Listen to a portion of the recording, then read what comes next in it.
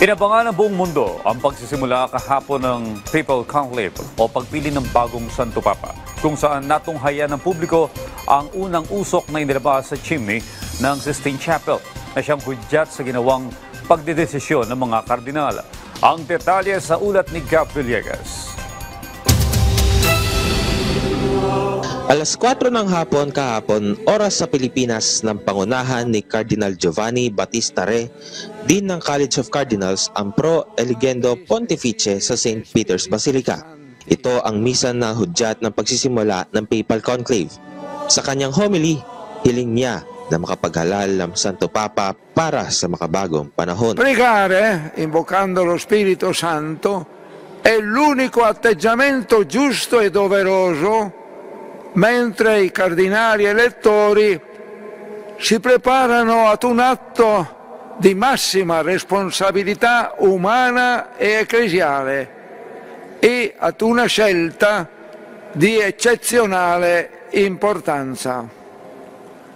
Un atto umano per il quale si deve lasciar cadere ogni considerazione personale e avere nella mente e nel cuore solo il Dio di Gesù Cristo e il bene della Chiesa e dell'umanità.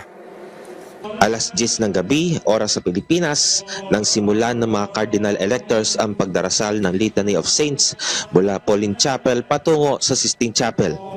Dito ay ginawa nila ang oath of secrecy kung saan nanumpa silang mananatiling lihim ang magiging botohan. Alas 11:43 ng gabi, oras sa Pilipinas, nang banggitin ng Papal Master of Ceremonies na si Most Reverend Diego Ravalli ang mga katagang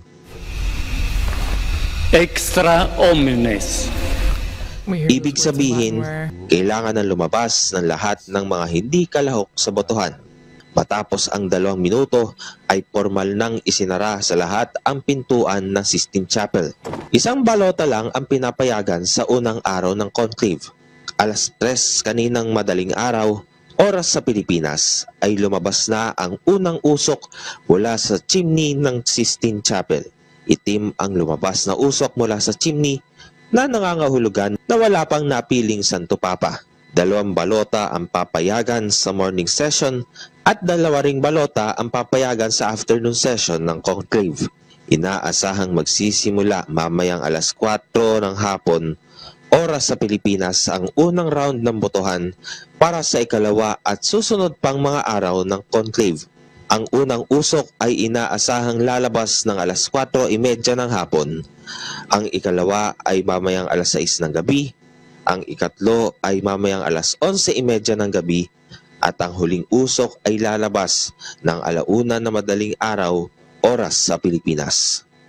133 cardinal electors ang kalahok sa conclave, kung saan 108 sa mga ito ang itinalaga ni Pope Francis. 3 sa mga ito ay galing sa Pilipinas.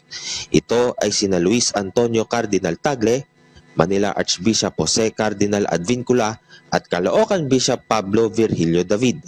Una nang pinasilip ng Vatican ang 2 sa mahalagang silid para sa paghalal ng bagong Santo Papa. Ito ay ang Sistine Chapel at ang tinatawag na Room of Tears na isang silid katabi ng Sistine Chapel kung saan bibihisan ang bagong Santo Papa ng papal vestments sa unang pagkakataon. Gab Humilde Villegas para sa Pambansang TV sa Bagong Pilipinas.